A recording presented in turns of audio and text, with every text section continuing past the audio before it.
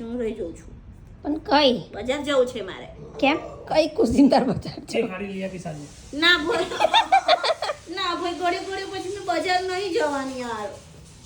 મેં બે હાથે લઈ લઈશ.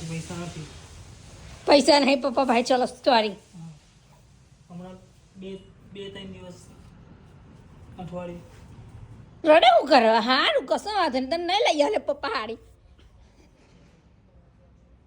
સાંજે લઈને આવજો ને તો. પડતો આપણે તો લઈને બેઠા એટલે આપણી કઈ એની છોકરીનું બધું લઈ લીધું એટલું બધું. કેટલું હજુ બધું મારું બાકી રહ્યું. તો અમે કીધું તું તમને ગઈશ તમે મને કહો ને કે વડોદરામાં આપણી મસ્ત સાડી કઈ મળે. મેં સાડી લેવા જાઉં છું કેમ કે મારો ભાણિયાનું મેરેજ આવે છે 29 તારીખે એટલે મારે બ્લાઉઝ બી કરાવવાના છે મસ્ત સાડી બી કરાવવાની છે. તો તમે મને કમેન્ટ કરો કે સરસ સાડી મને ક્યાં મળશે. લગન પછી ના આવે પોઈન્ટ છે આ બસ ગાઈસ ના, લગ્ન પહેલા જ 5 મિનિટ પહેલી તારીખે તમે કોમેન્ટ કરવાનું ચાલુ કરી દેજો તેહોરું લગન બી પતી જાય અને મારા પપ્પાને પેલું કેવું લગન આ તો બધું કયા કરે આ તો બધું કયા કરે નું લઈને બેઠી ને એટલે તારે હું હોશિયાર. તે સુરત સાડી લેવા જ ગયા હતા ગાઈસ. તમારા રહી ગયા જાનો બેનો બધું આવી ગયો અને આયુષભાઈનો ફોન આવી ગયો એમાં મારી સાડીઓ રહી ગઈ સુરતમાં.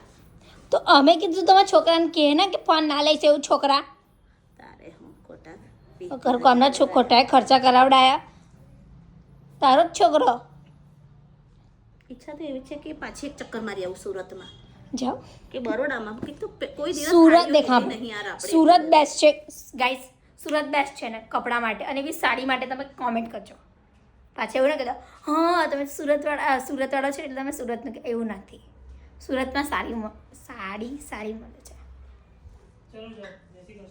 જે આજ પપ્પાની ફંટી લઈને જાઓ તમે ડુક ડુક ડુક ડુક ડુક ડુક ડુક કરતા સાડી નહીં થતી વેરી ફંટી એમની જો થઈ ગઈ વાત થઈ ગઈ